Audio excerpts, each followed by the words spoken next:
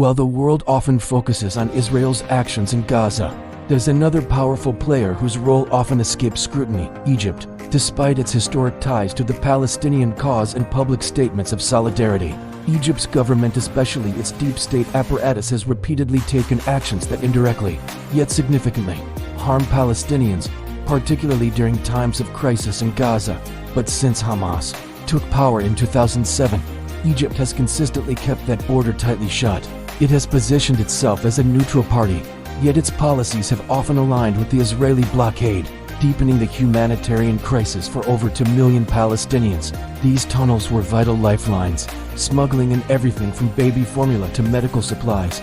Their destruction further isolated Gaza, tightening the siege. Egypt shares a crucial border with Gaza at the Rafah crossing, the only exit not directly controlled by Israel.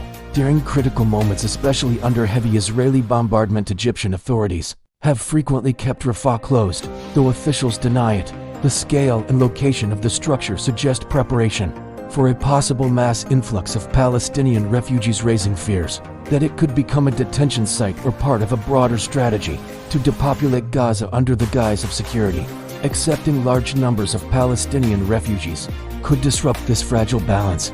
This has delayed or outright blocked desperately needed humanitarian aid and the evacuation of the wounded. Reports from Amnesty International and Human Rights Watch highlight how Egypt's restrictions worsen the already catastrophic conditions in Gaza. But by closing Gaza's only non-Israeli exit, they offer no alternative to those trying to flee the bombs. In October 2023, as Gaza was being bombarded, Egypt kept Rafah sealed for more than 10 days. Brave citizens have taken to the streets in solidarity with Palestinians, demanding that the border be opened. But under Egypt's strict anti-protest laws, many of these demonstrators face arrest and intimidation, and aligning with Israel and the US makes it a key player in a system that continues to inflict suffering on the Palestinian people. Its opening or closure has less to do with humanitarian concerns and more with negotiations involving Israel, the US, and other international players. Aid and evacuation are delayed until diplomatic conditions are met. Over 1,000 tons of humanitarian aid sat waiting. While inside Gaza, people suffered without food, fuel, or medicine. Between 2013 and 2015, Egypt destroyed over 1,500 tunnels that once connected Gaza to the Sinai. Much of this policy is driven by Egypt's deep-rooted hostility toward Hamas, which the regime views as an offshoot of the banned Muslim Brotherhood, its longtime political enemy.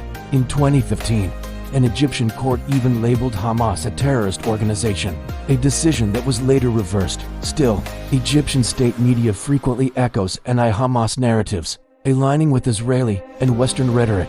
Egypt has often used the Rafah crossing as political leverage. In early 2024, satellite images revealed Egypt was constructing a massive concrete wall in a secure compound near Rafah in Sinai. Publicly, Egyptian leaders insist they will never accept the forced displacement of Palestinians, claiming it would support Israel's agenda of ethnic cleansing.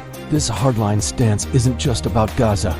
Egypt's military regime is deeply concerned about maintaining control over Sinai and avoiding domestic unrest. Meanwhile, Egypt continues to receive $1.3 billion a year in U.S. military aid, second only to Israel, and its cooperation in enforcing the blockade appears to serve both American and Israeli strategic interests. Human rights groups have repeatedly condemned Egypt for weaponizing humanitarian access. Despite this, Egyptian civil society has not remained silent. At its core, Egypt's policy toward Gaza reflects the priorities of its military intelligence deep state system that values regime stability and international alliances above humanitarian duty or pan-Arab unity. While Egypt does not drop bombs on Gaza, its role in enforcing the blockade, controlling the border,